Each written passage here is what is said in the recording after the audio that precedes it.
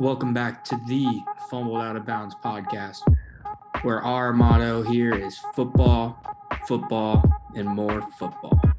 Here we go. This was a Japanese divider that I had to use last year because my bedroom last year didn't have walls. So if I had a chico over or I was changing, you could see into my bedroom because it was a loft.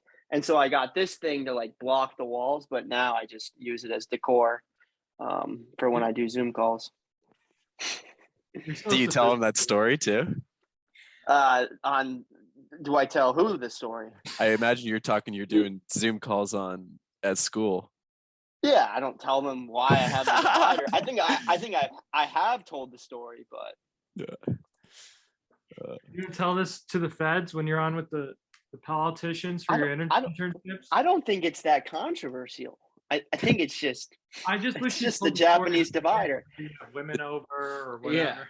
Yeah. It's given me Pirates of the Caribbean vibe. You know that first scene where she's like behind that thing putting the corset or whatever on? That's all I think of when I see those things. Well, I looked up Japanese divider and that's what came. So Target.com. I hope you're recording this. This is gold, by the way, Chase. It's all recorded, buddy. Don't you? It's all recorded. We just start from right when we hop in to make it easy of a soft transition. Yeah.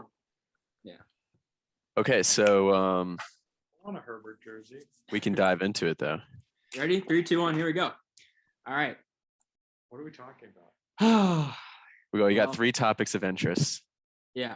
Discuss the UFF playoffs and championship. Get an interview from special guest, our champion, Austin Mutnansky.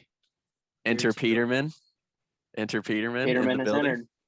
Peterman has entered. He is sporting, let it be known, the white Justin Herbert Chargers jersey.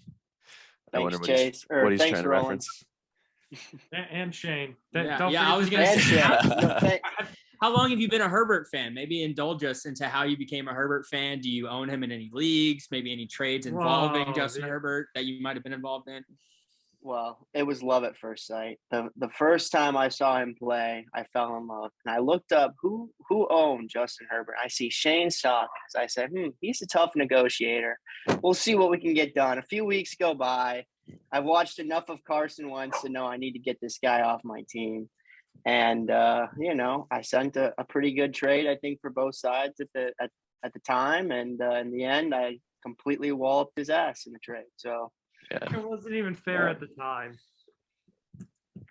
What was that? It was a first and Wentz for Herbert. I mean, yeah. And then he took Zach Wilson. So, I mean, arguably the best fantasy QB for rookie this year. It has not turned out well, just considering Justin Herbert is like a top 3 dynasty quarterback, but it wasn't that big of a deal at the time. Now, looking back, I'd much rather just have the top 3 dynasty QB. I think that settles it. Hot okay. Probably what I would take as well. Yeah, so we were all supposed to prepare a question for Austin to answer as a special guest. Yeah.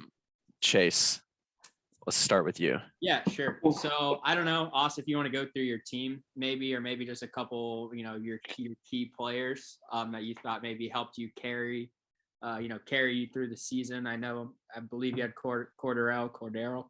And then maybe if you want to do that, then I'll ask my question after. Key players. I mean, it's funny you brought up Cordell because Cordell, helped me get into the playoffs. If it weren't for him, I don't know if I would have made the playoffs necessarily, but in the end, he kind of shit the bed the last 2 weeks. Pardon my language. I don't know if this is an E-rated podcast or what. But in the end, it was Joe Mixon. Joe Mixon stepped up to the plate. When you have a solid RB1 that's getting you 20, 30 points a game, I mean, he was unreal for me. Obviously Herbert, Brady, those are 2 of the top 5 quarterbacks, I think, statistically. So, I'm just going to go down every single player I have basically is a beast. I mean, Deebo Samuel, Keenan Allen,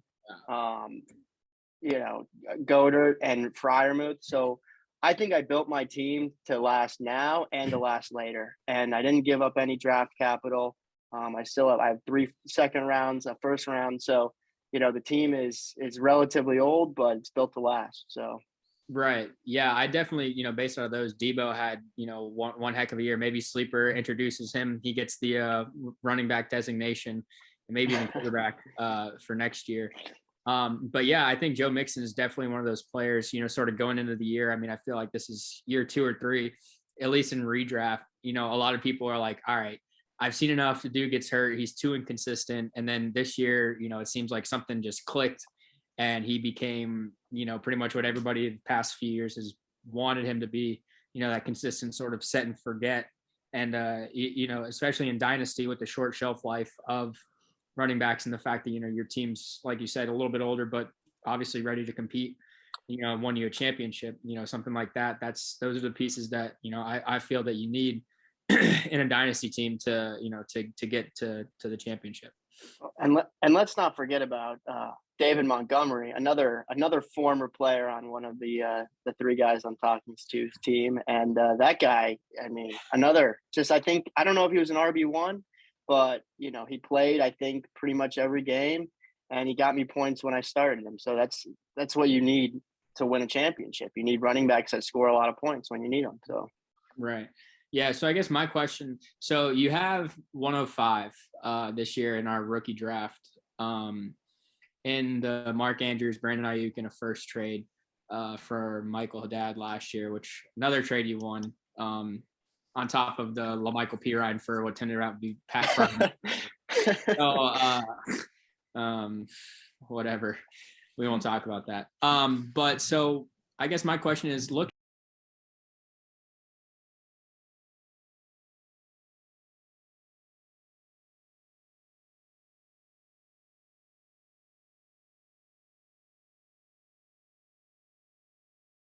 at your roster, I know you said you're sort of ready to compete. I mean, are you sort of maybe eyeing, you don't have to necessarily name the players, but maybe a position or something, obviously we're a few months out from draft season, but what do you think is the most important thing that you need to do in order to repeat for year 3?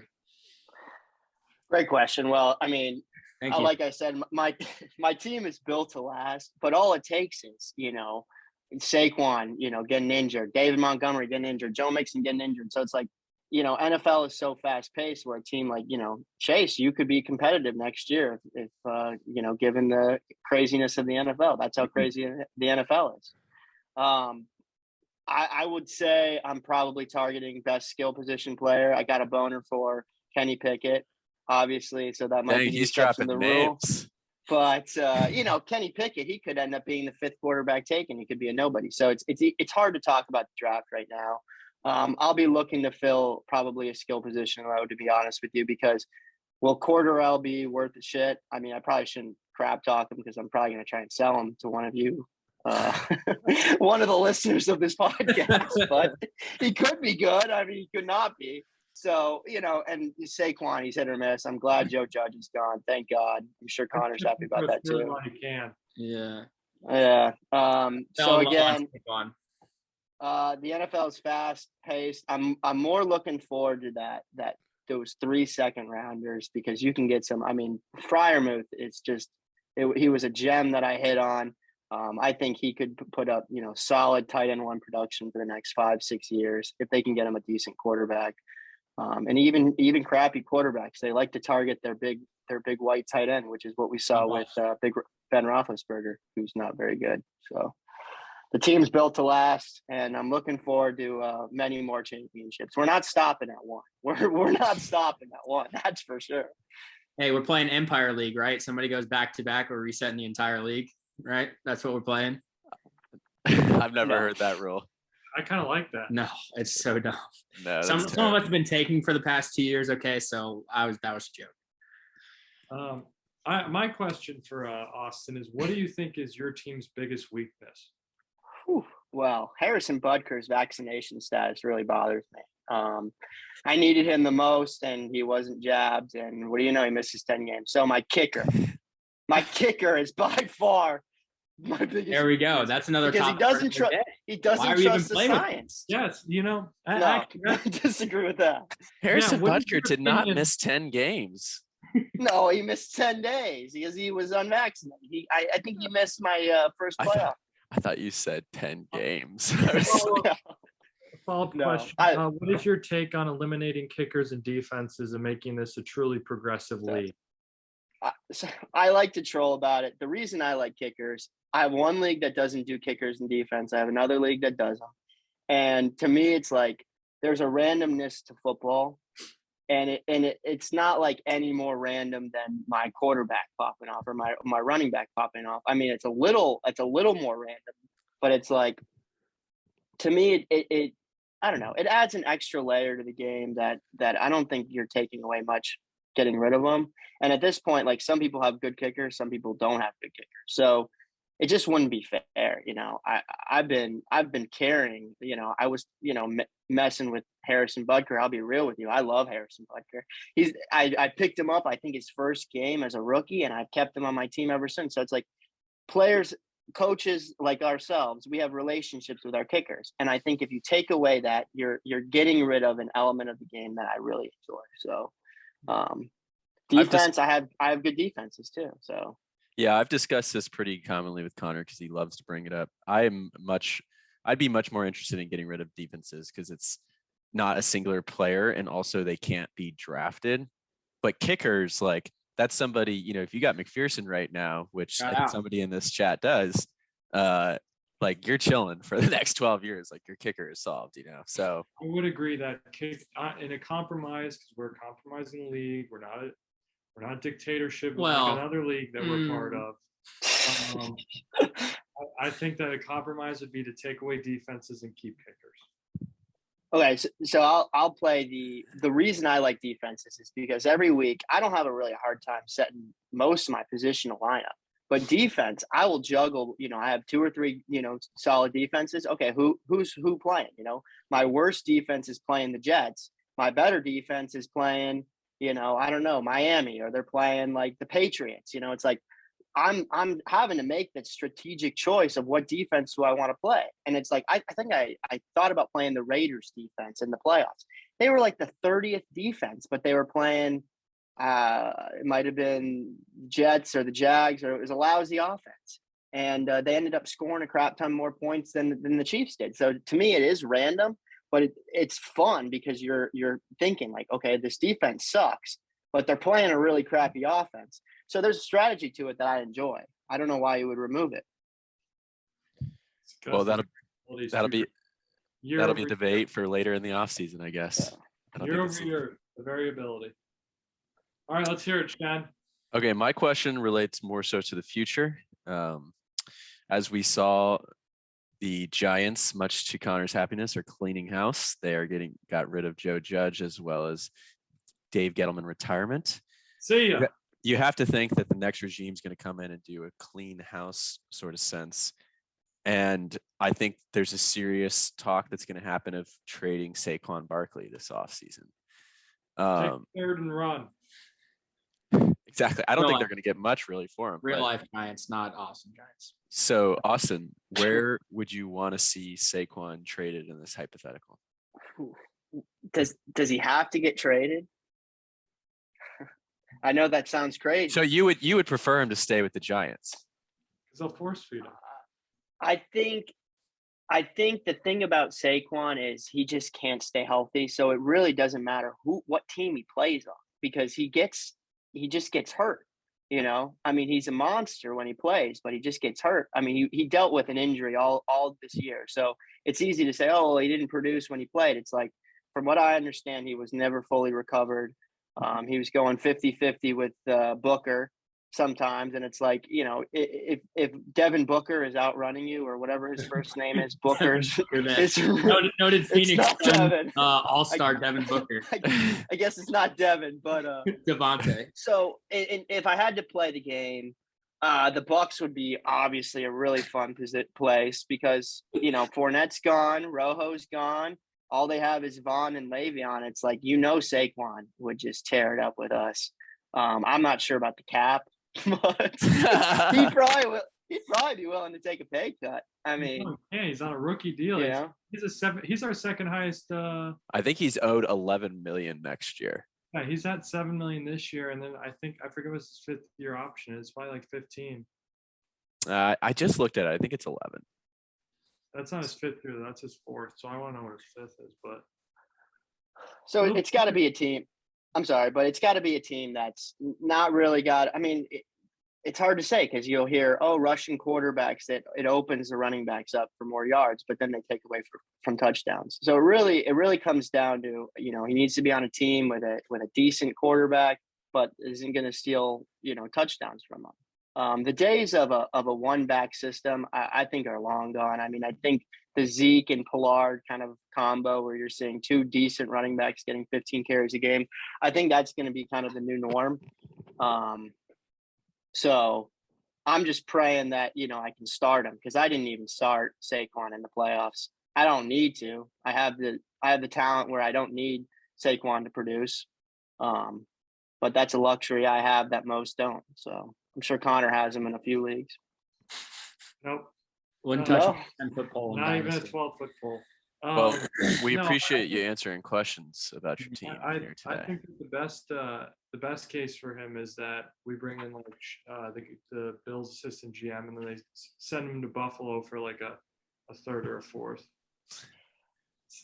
Buffalo. I think, yeah, but I think Josh Allen takes touchdowns away from him, and it's like, yeah, the Bills are a solid team, great quarterback, but touchdowns is a running back's main way of getting points for the most part. I mean, you can run, 30 yards and get 2 touchdowns and you're a top 12 running back that week, top 6 running back that week. So Josh Allen really caps his potential.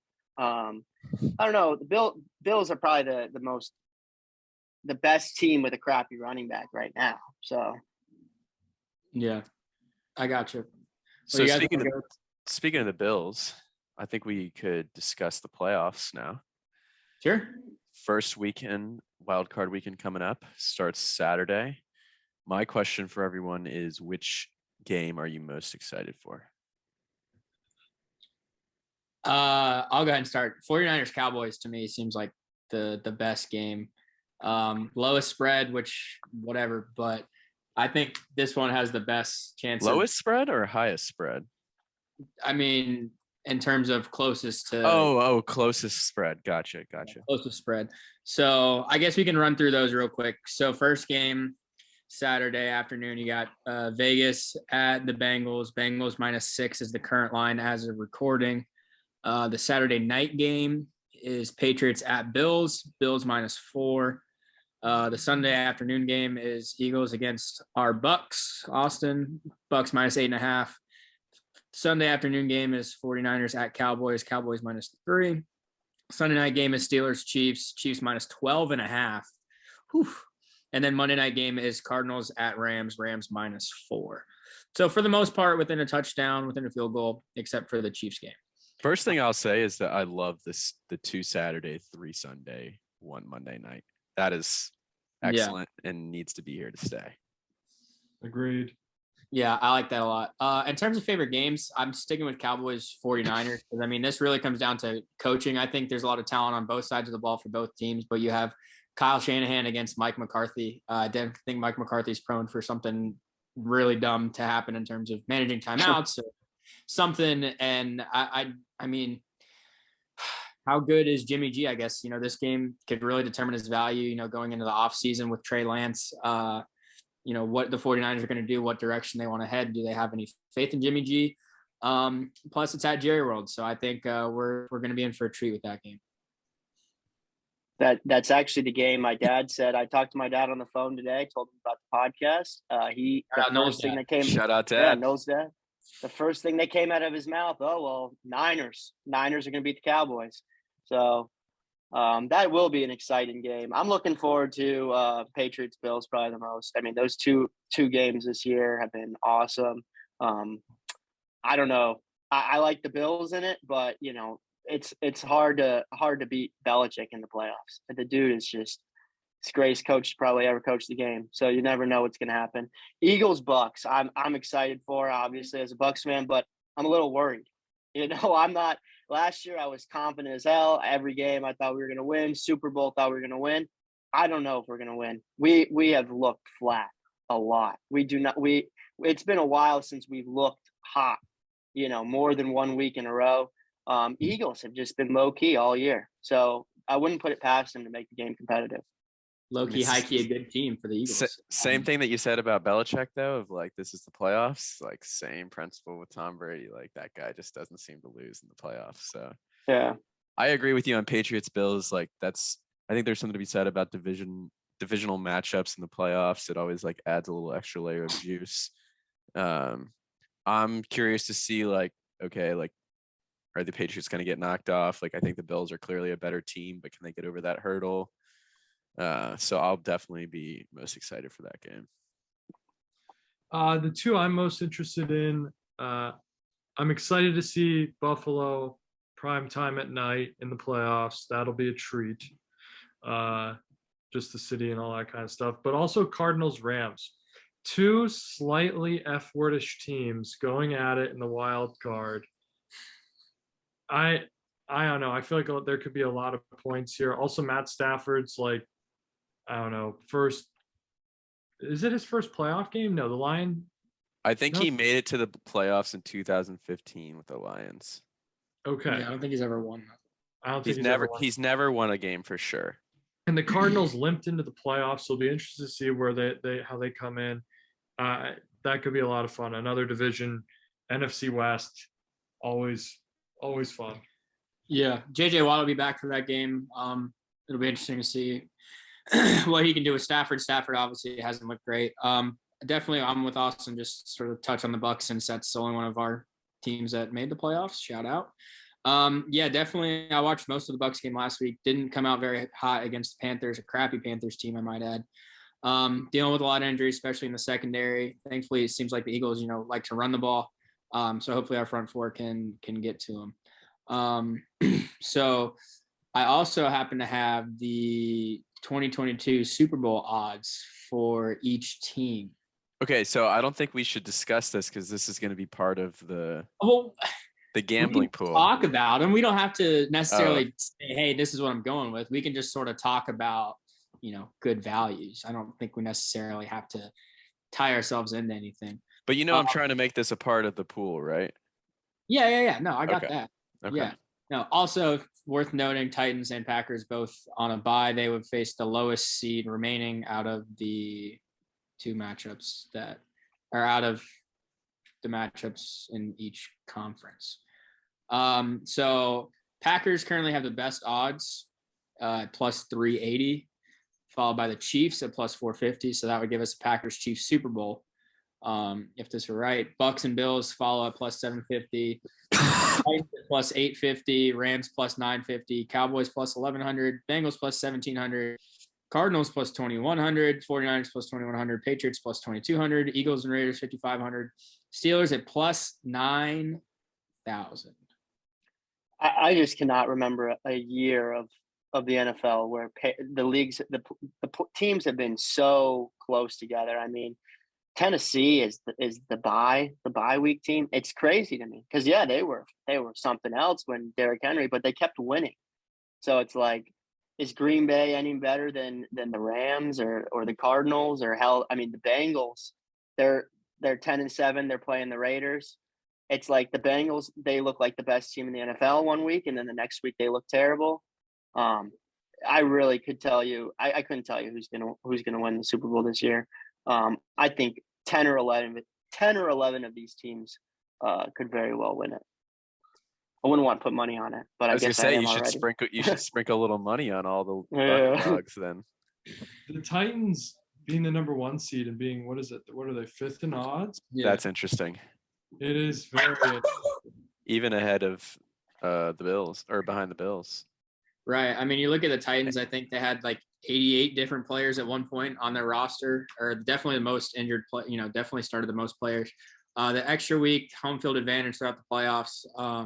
They get a healthy Derrick Henry back, get a little health elsewhere. But yeah, that I'm not really sure why. I mean, they'd have to play the Bucs and the Packers, but I think that's pretty comparable with having to play, the Chiefs or the Bills. So I'm sort of with Austin that I think that it's a shoot up. Whoa, excuse me. Toss up. Besides the Steelers, I think any one of these teams stands a really good chance I don't want to spoil where I think I'd put my money if I had money, because I mean, I guess I probably can't because I'm not a good gambler. But I kind of like Cowboys plus 1100. Looking at it the most, I think that's what I like. But My Cowboys they're good. I mean, they got a good quarterback. they're That's- good, but he's going to they do look something. It's going to cost them. right. I was going to say that they do not have a history of winning. I just the idea of the Cowboys getting into the Super Bowl at like yeah. Oh no, I hate it. they Especially have with the the team. It might to Dallas. I think is where Dallas said they might move the Super Bowl. I Yes. saw that rumor. So that'd just be so gross. But yeah, so I don't know if you guys maybe want to quickly go through some of the firings. We had Black Monday this week. You know, maybe a couple just openings, maybe somebody you think might be a good fit. So we got Judge fired with the Giants, Flores in Miami, Nagy with the Bears, Zimmer with the Vikings, Fangio with the Broncos, and of course Urban Meyer, one in the pink, two in the stink, whatever, with the Jaguars. So Excuse me. and the Raiders. Two in the what? And the Raiders, you think they're not going to hire? Well, I mean, Bisaccia? they have an interim coach, but I think Bisaccia is there to stay. He's got to stay. If they don't sign him, they're crazy. But I feel like that's a Mark Davis thing. Is Davis. I doubt Davis really wanted to even fire Gruden, but he had to. So I think he probably. It would shock me if he doesn't pay this guy. The fact that the Raiders stayed so competitive and beat that Chargers game, probably one of the best games of football I've ever watched. Totally agree with his decision. I don't think they were ever playing for the tie. I think all that hogwash that they were actually going to try and, run the ball down. I don't buy it, but and I think that makes for a good coach. You play every game to win. You never play a game to tie.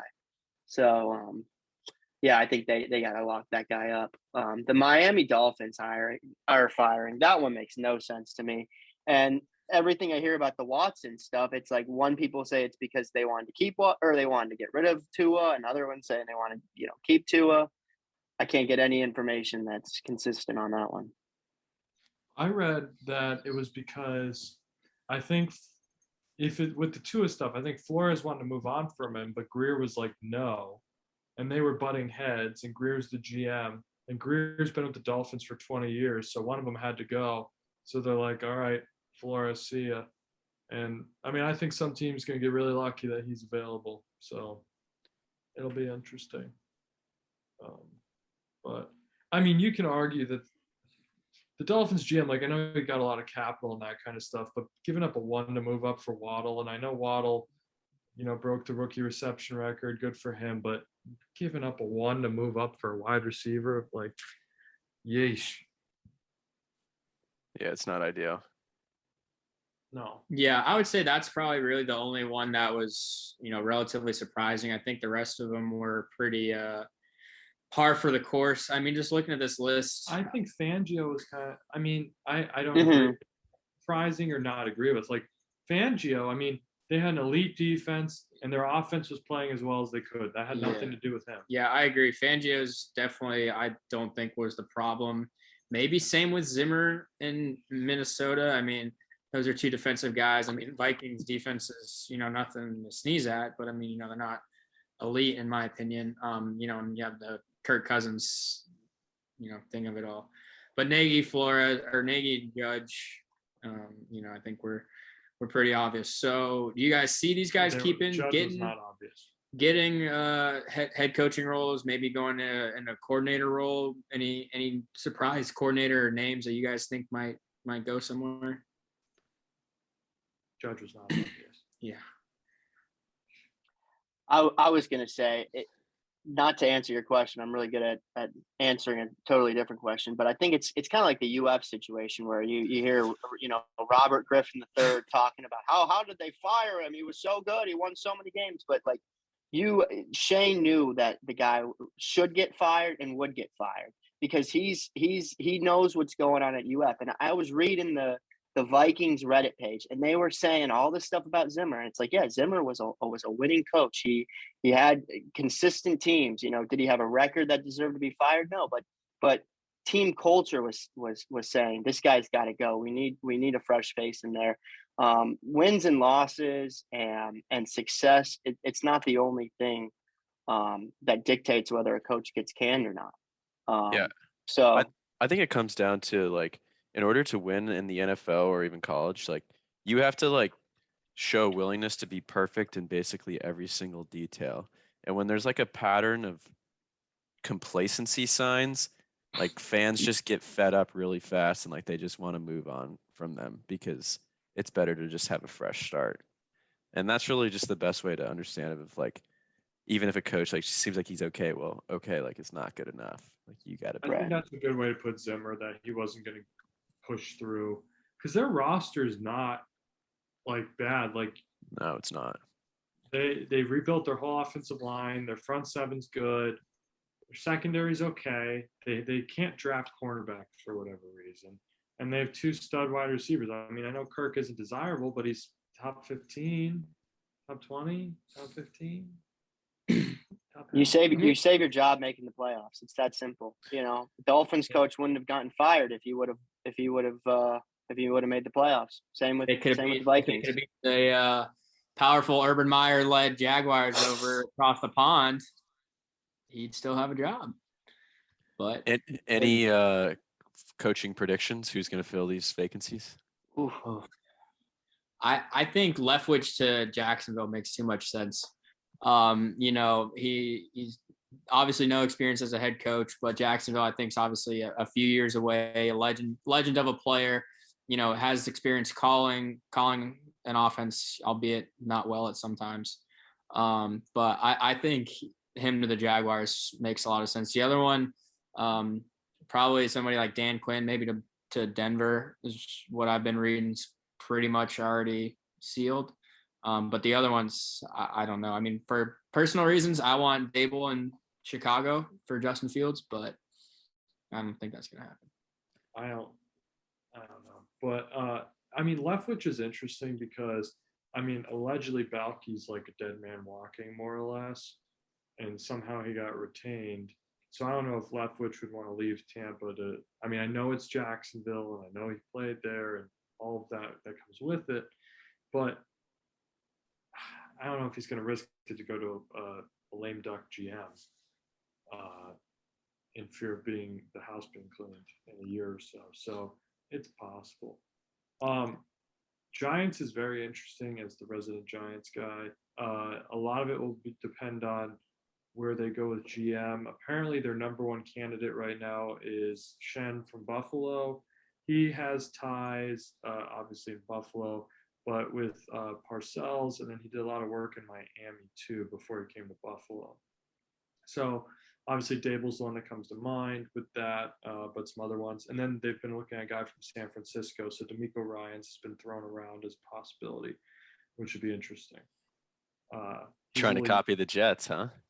He's a little interesting. Well, we'd be taking their GM. We'd be taking their assistant GM too, not just Salah.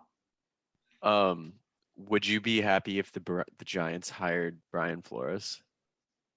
I would not be opposed. Someone threw that because Patrick Graham was actually Brian Flores' defensive coordinator before he came to the Giants. And people are like, oh yeah, like let's run it back with Brian Flores, Patrick Graham. But my question is, like, who are you getting for a GM? Like, you have to go get a New England guy, probably. And I don't want to try to be the Patriots. You don't want to be the Patriots again? I don't want that. Didn't end well. I see Doug Peterson's name get thrown around a lot. I'm curious where he's going to end up. He seems like a guy that would end up like Minnesota. I could see the Broncos hiring him. That's a good one too. Maybe the Vikings are a wild card to me. I don't know where they go. And what's the most desirable team to go to? I mean, it used to be like, oh, everyone wants to coach in New York, but it's like, I don't know if that still has that same. I mean, the Giants, the only benefit the Giants have is draft picks, and you can No ties to any player on the roster since GM and head coach is gone. Dolphins, you got a lot of cap, but question marks across the board. And I think- Leftwich to go ahead, Chase. No, I think it's the Broncos. I mean, you got to figure out the quarterback situation, obviously, but I think looking at all these teams, that's the most complete roster. You got 3 studs, the wide receiver, Tim Patrick, Cortland Sutton, Jerry Jeudy. You got a good running back in Javonte Williams. You got a good offensive line. Garrett Bowles finally turning it around. You have Pat Surtain, your 2020 draft pick, first round. Should have been a draft. You know, Justin Simmons. I think there's a lot of pieces there. I think sort of. What about the Vikings?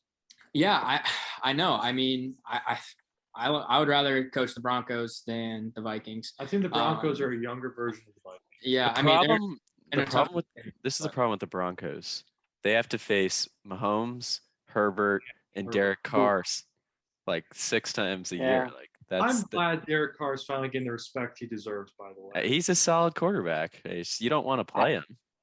I like to poo-poo old Derek Carr. He impressed me against the Chargers. I'll say that much. He impressed me. He's not first ballot Hall of Fame, but like he's solid. Like if I would be like, okay, yeah, like I'm happy with Derek Carr.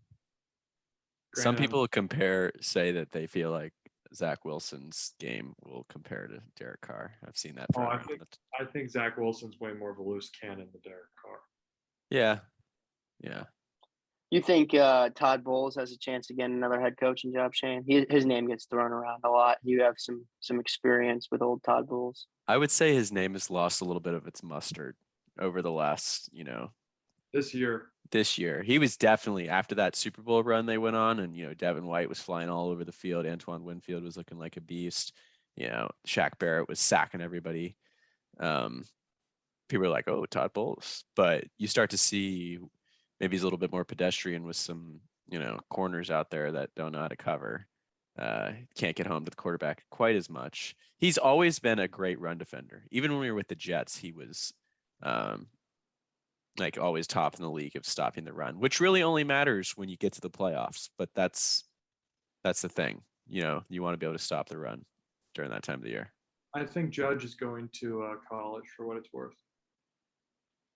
Teams like to be weird. They don't like to bring back, if it didn't work out before. That's my thing with Todd Bowles. It's like, he's coaching a good Bucs defense. He's under Arians. He passes a lot of the, check boxes, but he had experience as an NFL coach, and it was very unsuccessful. I think about Raheem Morris. Like he's with the Rams now, I believe. He's got a good defense. He checks the boxes, but dude was just a terrible head coach. He had no business coaching. Yeah. But that was 10 years ago, so he has aged a bit. I mean, I bet his name will be discussed. Teams like to go for somebody that doesn't have that coaching experience. They like to find that Urban Meyer. I mean, look at Brandon Staley this year. Pretty much similar boat to like Connor saying, D'Amico Ryans maybe. Get somebody that has really good, at one side of the ball or the other. No coaching experience, analytics, all that stuff. But yeah, I don't know. Just my first thought was like thinking about like you saying those names, and even Todd Bowles, like sort of what we were talking about with Zimmer, like they can like plateau, like they can get you there, but they don't. They're sort of just seems like they're lacking, that next step to really carry a team, and that's probably why they're not head coaches right now. But there's only 32 head coaching jobs in the whole world, so in the NFL, so they're few and far between. So it'll be a fun off season.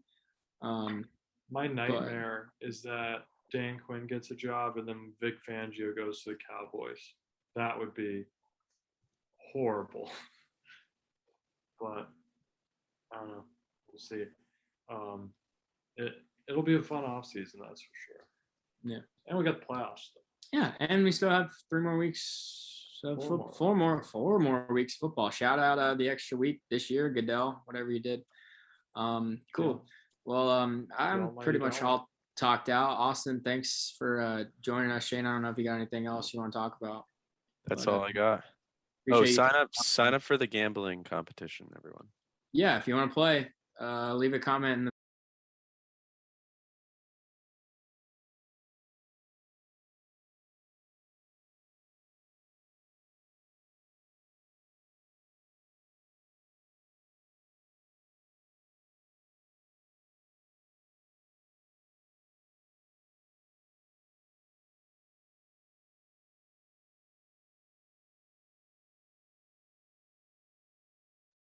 Thank you for listening to this episode of the Fumbled Out of Bounds podcast. Please remember to like, comment, subscribe, and let us know what you want to talk about next time.